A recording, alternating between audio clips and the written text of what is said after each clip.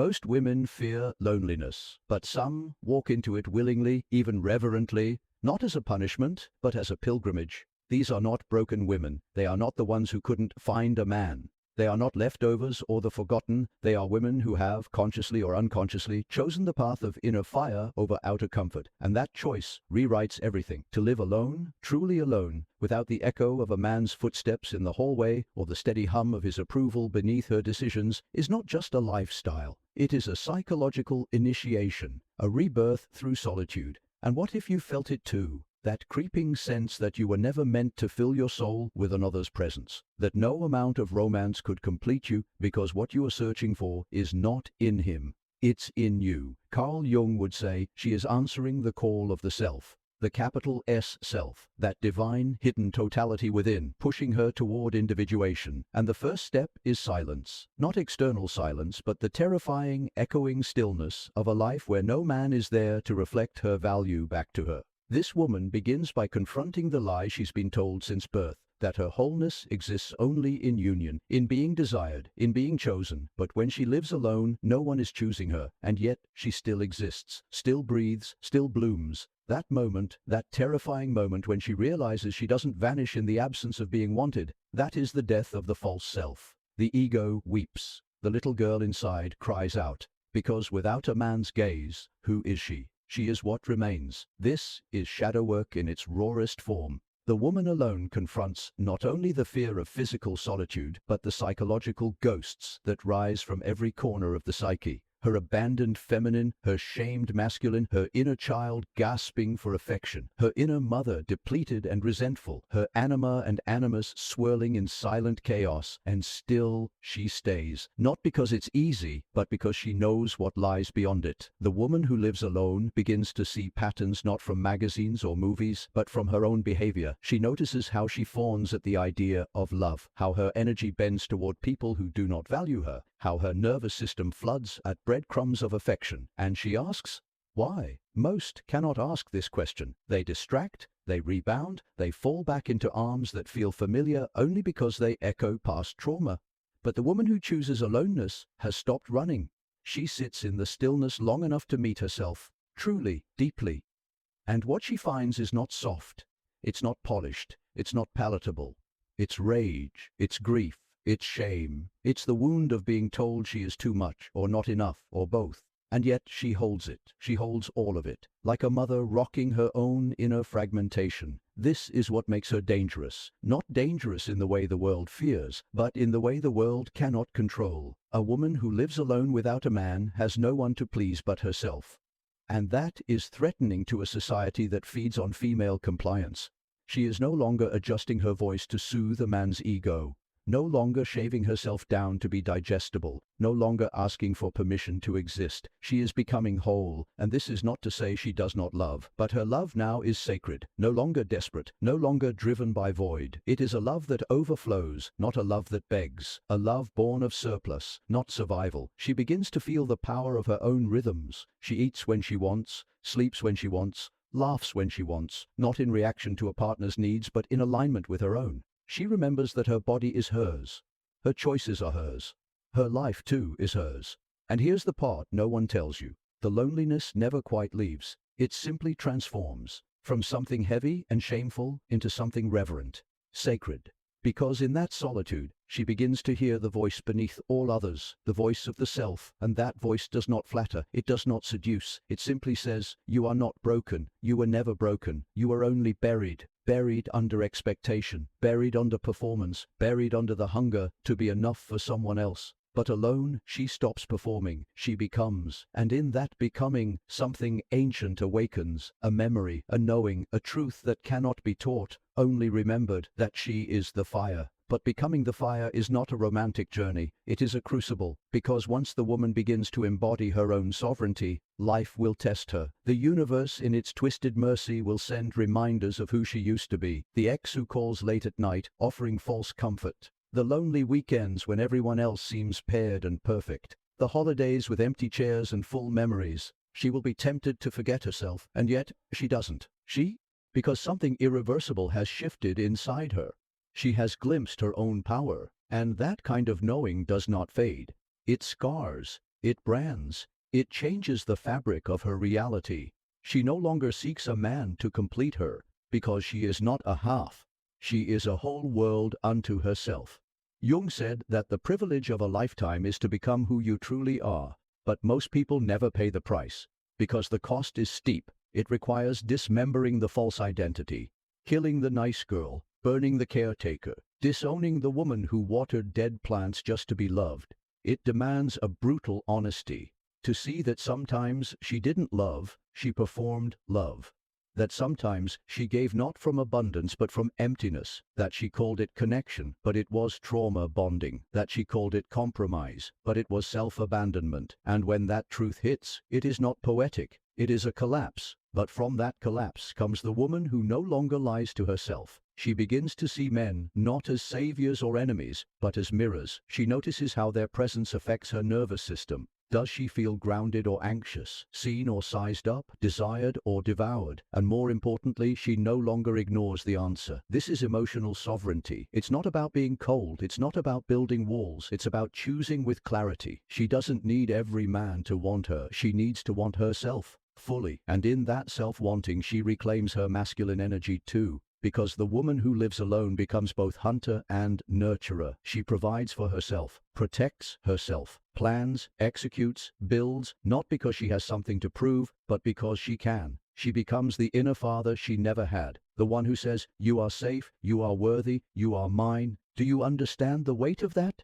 To belong to yourself is the most radical act of rebellion a woman can commit in a world that thrives on her need for external validation. And so she no longer flinches at the silence. She no longer crumbles when no one texts good morning. Her worth is not measured by notifications. Her value is not up for auction in the eyes of strangers. She walks through the world untethered but not lost, alone but not lonely, unattached but deeply connected to life, to meaning, to the divine pulse running through her veins. People may call her intimidating, cold, too much, unreachable, but what they really mean is she cannot be manipulated. And isn't that what much of modern love has become? An elaborate power play between unhealed people, each projecting, performing, pretending, each seeking validation rather than connection. But she is done playing. She wants depth or nothing, truth or silence, presence or absence. There is no middle ground for the woman who has lived with herself and survived her own mind. She is not afraid of the dark anymore, because she has sat in it for years. She has dined with her shadows, slept beside her demons, and now they no longer frighten her, they inform her. That's the secret, isn't it? That the woman who lives alone is not incomplete, she is initiated into the mystery of herself.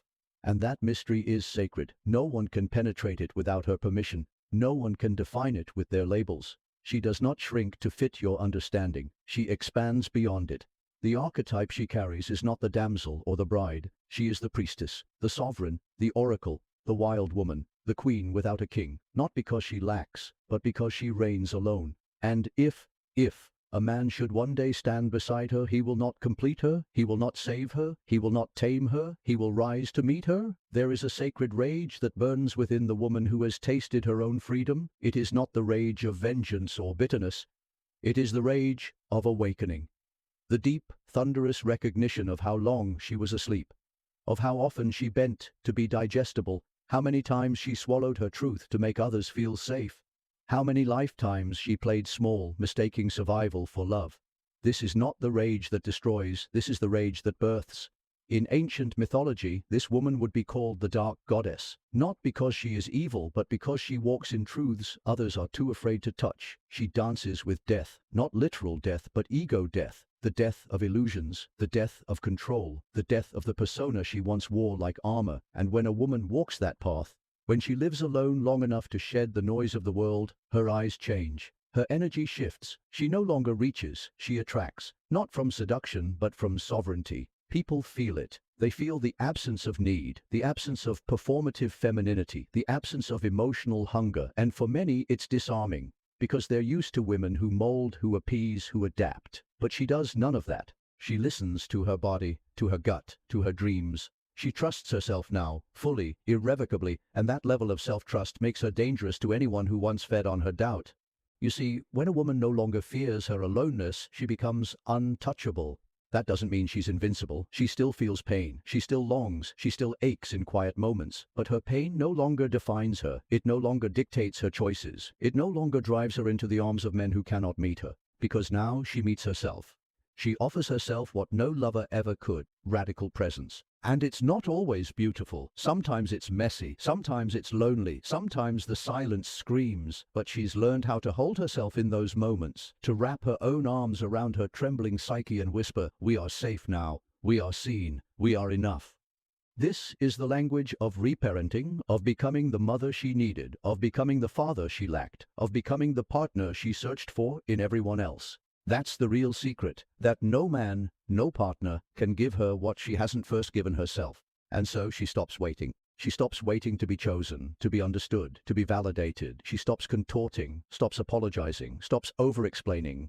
Her yes becomes a full yes, her no a boundary etched in steel. Because now her decisions are no longer made from fear, they're made from clarity. And clarity is a rare, holy thing in a world that profits from confusion. So when you meet a woman like this, a woman who lives alone, not just in physical space, but in spiritual wholeness, you'll know it. She won't rush to fill the silence. She won't beg to be seen. She won't chase. She won't prove. She'll simply exist, fully, powerfully, without apology. And that existence will challenge you, because she will not collapse into your projections. She will not play the role your wounds demand. She will not mother you unless she chooses to. She will not betray herself for your comfort. She doesn't need to be liked. She needs to be real.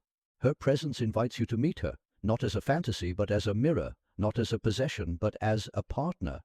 And if you can't, she will not beg, because a woman who has lived alone long enough to fall in love with herself has already walked through the fires of abandonment, of rejection, of longing. She has alchemized them all, and now she is free. Not the kind of freedom that screams, the kind that whispers, that hums beneath her skin, that vibrates in her bones, that radiates from the way she moves, the way she looks at the world, the way she carries her name. She has nothing to prove and everything to protect. The world often romanticizes feminine softness, but it fears the woman who is soft and sharp, who holds tenderness in one hand and a sword in the other.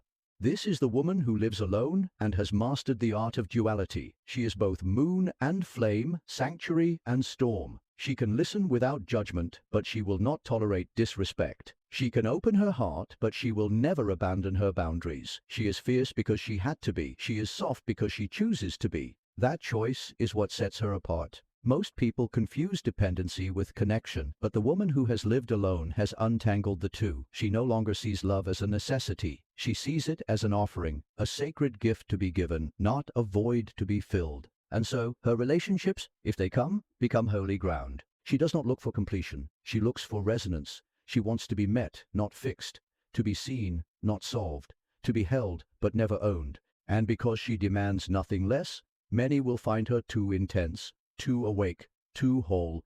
But she is not here for the many. She is here for the one, not a man, necessarily, but the one within. The self, the soul, the divine presence that has guided her through the barren winters of her own mind and whispered, "You are still becoming. Do not stop now."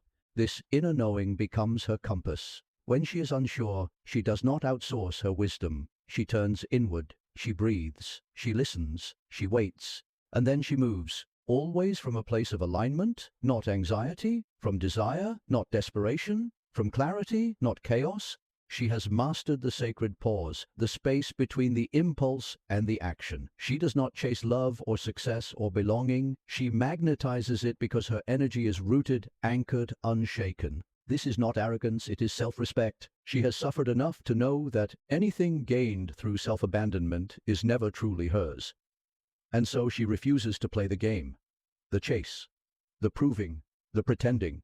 She no longer has time for superficial attention. She craves soul recognition. She no longer crumbles when left unread. She's too busy reading her own emotions, her own patterns, her own dreams. She no longer needs to be pursued. She needs to be understood, because at her core, she is not unreachable. She is simply unwilling to shrink, and that unwillingness is power. She may not wear it like a crown. She may not speak it out loud. But it's in every step she takes, in the way she chooses her peace over performance, in the way she would rather eat alone than break bread with someone who poisons her spirit. This is not a woman who is lonely. This is a woman who is selective, because her solitude is no longer a wound. It is a womb, a space of rebirth, of vision, of clarity. When she lived with others, she diluted herself to keep the peace. She twisted her intuition into knots just to stay. She made herself smaller, quieter, easier. But no more. Now she fills every room she enters, even when she doesn't speak. Her energy announces her before her words ever can, not with volume but with vibration, with the rare magnetic frequency of someone who has met every version of herself and stayed. You might wonder what it takes to become her, and the truth is, it takes everything. It takes the courage to walk away from the familiar, the strength to sit in the ache, the wisdom to not numb it, the faith to believe there is more on the other side of the emptiness. And then, one day, there is. It comes not with fireworks, but with a stillness so profound it silences every inner critic. It comes when she looks in the mirror and no longer searches for a man's gaze to validate her reflection. It comes when she realizes, this is my life, mine. And that realization does something to her. It softens the edges of her fear. It hardens the walls of her discernment. It clarifies her values like crystal. It sharpens her ability to see not just others, but herself. She is no longer looking for someone to give her a life. She is building one. And in that act of building, she becomes unstoppable. There is a quiet rebellion in the woman who reclaims her life as her own masterpiece. Not loud, not performative, but steady, relentless, unapologetic. She is no longer waiting for a man to bring her flowers. She is planting her own garden. She is no longer dreaming of being saved. She is saving herself. One boundary, one breath, one bold decision at a time. And the world doesn't quite know what to do with her, because she cannot be marketed to through insecurity. She is not lured by promises of perfection, wealth, or romance. She sees through the illusion, the curated images, the false smiles, the thinly veiled desperation in social performance. She has been behind the curtain of her own psyche. She knows what's real, and now she will settle for nothing less. Her joy comes from depth, not dopamine. She would rather read a book that shakes her soul than scroll through images that numb her spirit. She would rather sit with silence than fill it with meaningless noise. She would rather feel everything than feel nothing at all. This is the sacred return to feeling, not just emotion, but embodiment. When she lives alone, she begins to move differently. She dances in the kitchen, not to be watched, but to be felt. She eats slowly, sensing every bite, not counting calories for approval. She dresses for the weather of her own soul, not the gaze of others. She doesn't seduce, she radiates. There is no strategy, no manipulation, just presence. Authentic, unfiltered, electric presence. And that's what draws people to her, not because she needs them, but because she no longer chases them. And yes, some will try to possess that light, to name it, to dim it, to tame it, but she has danced with too many shadows to let herself be swallowed by someone else's fear again. She recognizes projection now. She sees how people assign her roles they cannot fill themselves: muse, savior, mother, fantasy, and with gentle ferocity she refuses. Not this time, because her worth is not up for negotiation. Her love is not a transaction. Her body is not a playground for validation. Her mind is not a battlefield for approval. She is sacred territory. And those who approach her must come with reverence or not at all. She knows how to walk away now, not as an act of defiance, but as an act of devotion to herself. She knows how to close the door with grace, to choose solitude over sacrifice, to choose inner peace over external permission. She has become fluent in her own language. The language of instinct, of intuition, of inner truth. When she gets chills, she listens. When her body tightens, she pauses. When her heart whispers, she leans in. And this self-loyalty becomes her compass. It does not guarantee she will never hurt again, but it guarantees she will never betray herself in the name of love again. And that changes everything, because now if she invites someone into her life, it's not to complete her, it's to complement her, to expand, not to fill, to walk beside her, not to drag her backward. She no longer plays therapist to men who refuse to heal, no longer sacrifices her joy to soothe egos, no longer flirts with potential instead of presence. She wants reality, the raw, unfiltered, glorious mess of truth. Because she knows she can handle it, she has handled herself. And she will no longer pour into what leaks, no longer invest where there is no return, no longer love in places that cannot hold her. Her energy is currency now, her time is sacred, her heart is gold. And only those who have done their own excavation, who have faced their own shadow, embraced their own solitude, confronted their own emptiness, will recognize what she truly is. Not just a woman who lives alone, but a woman who has become alone, whole, rooted, unshakable. And in that sacred space of enoughness, she smiles. Not because someone gave her a reason to, but because she remembered who she is. And now she no longer walks, she glides, not out of arrogance, but embodiment. Her spine is straighter, not because someone told her to stand tall, but because she's no longer carrying the weight of someone else's story.